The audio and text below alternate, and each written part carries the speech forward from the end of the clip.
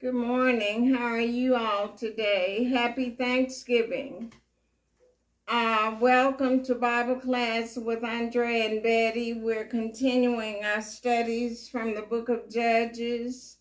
And this time we're going to be focusing on chapter 9 in the book of Judges. And our subject will be the plot backfired. And whenever there's a conspiracy or a plot against someone who's innocent, that plot will always backfire. In the scriptures, we see this happening all the time. Cain and Abel, Jesus and the religious leaders, Esther, Haman against Mordecai. And it is repeated throughout scripture, David and his son Absalom. The plot always falls through because it's done with plots or schemes and conspiracies against innocent people. And in this chapter, we will be looking at this man named Abimelech. Now, Abimelech, according to Judges chapter 8, verse 31, is the son of Gideon's concubine.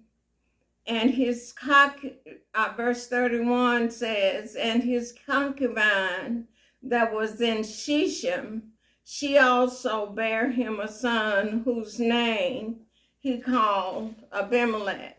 So Abimelech is the son of the half-brother of the 70 sons that Gideon had.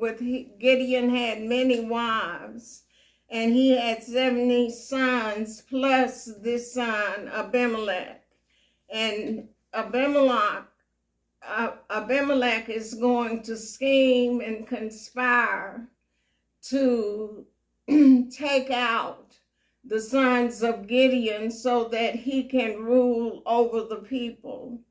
And we will go to verse 21 today and we'll finish up next time. But we're looking at the plot backfired.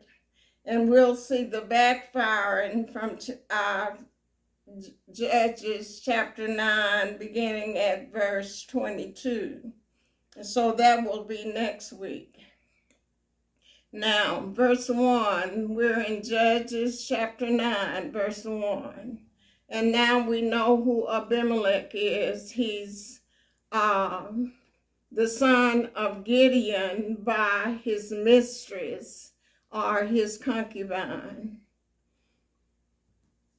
And verse 1 says, and Abimelech the son of Jerubbaal went to Shechem unto his mother's brethren, and communed with them, and with all the family of the house of his mother's father, saying, so he's going to his own people on his mother's side.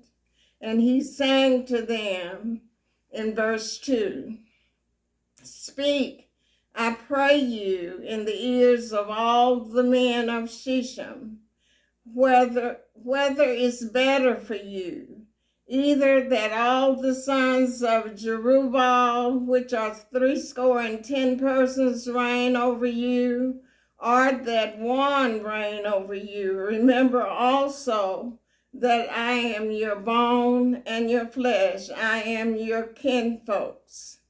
Verse 3, and his mother's brethren spake of him in the ears of all the men of Shechem all these words, and their hearts inclined or was moved to follow Abimelech, for they said, he is our brother.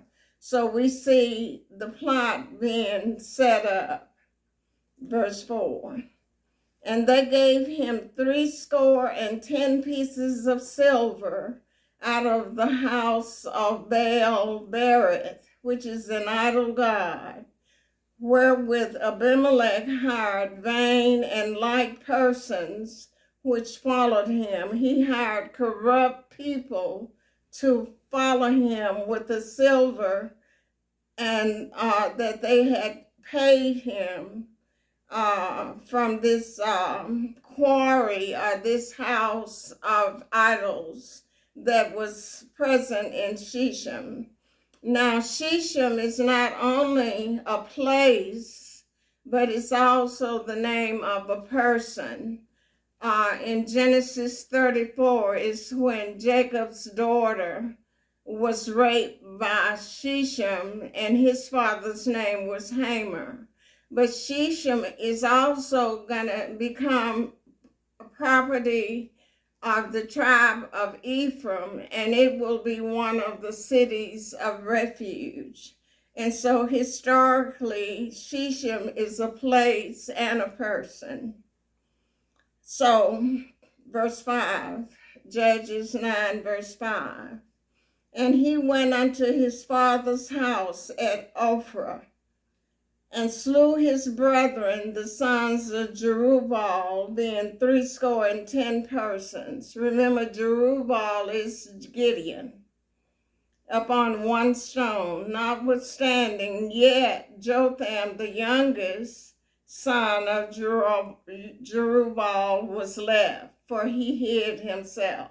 So the youngest of the 70 sons of Gideon, his name is Jotham. And later in the Kings, you will also see a king named Jotham. These are two different people. Verse 6. And all the men of Shechem gathered together in all the house of Milo, and went and made Abimelech king by the plain of the pillar that was in Shechem. Verse 7. And when they told it to Jotham, the people told it unto Jotham. He went and stood in the top of Mount Gerizim, and lifted up his voice and cried, and said unto them, Hearken unto me, ye men of Shechem, that God may hearken unto you. So Jotham is the youngest son of Gideon, but he's giving a parable about what's going to happen to Abimelech and the men of Shechem. And so the parable is going to be prophetic, but it's going to be fulfilled by the end of chapter 9, the prophecy that Jotham is going to give the men of Shechem. So here is the parable, verse 8. The trees went forth on a time to anoint a king over them. And they said unto the olive tree, Reign thou over us. So this is simply when they asked Gideon to reign over them. And Gideon told them that the Lord would reign over them. So the olive tree symbolizes Gideon. But the olive tree said unto them, Should I leave my fatness, wherewith by me they honor God and man, and go to be promoted over the trees? Verse 10. And then since he refused, and the tree said unto the fig tree, which would be his son, Come thou and reign over us. But the fig tree said unto them, Should I forsake my sweetness and my good fruit, and go to be promoted over the trees? Verse 12. Then said the trees unto the vine, which would be his grandson, Come thou and reign over us. And the vine said unto them, Should I leave my wine, which cheereth God and man, and go to be promoted over the trees? Verse 14. Then said all the trees unto the bramble, a bush, Come thou and reign over us. And the bramble would be Abimelech himself. And so they said, come thou and reign over us. But the bramble, verse 15, and the bramble said unto the trees, if in truth you anoint me king over you, then come and put your trust in my shadow. And if not, let fire come out of the bramble and devour the cedars of Lebanon.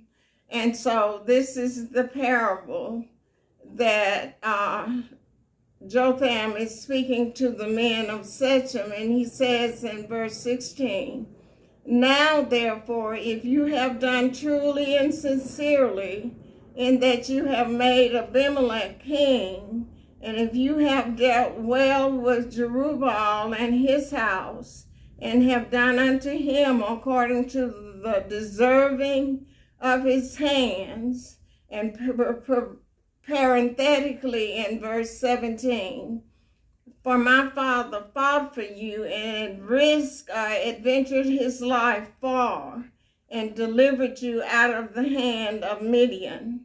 And you are risen up against my father's house this day and have slain his sons, 70 persons upon one stone, and have made Abimelech, the son of his maidservant, king over the men of Shechem, because he is your brother. So that's the end of the parenthesis.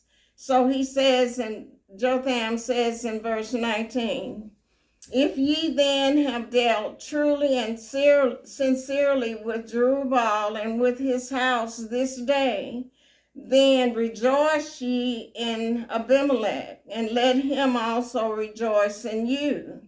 But if not, verse 20, let fire come out from Abimelech and devour the men of Shechem and the house of Malo, and let fire come out from the men of Shechem and from the house of Malo and devour Abimelech. So this parable is saying to them, you all are going to destroy each other.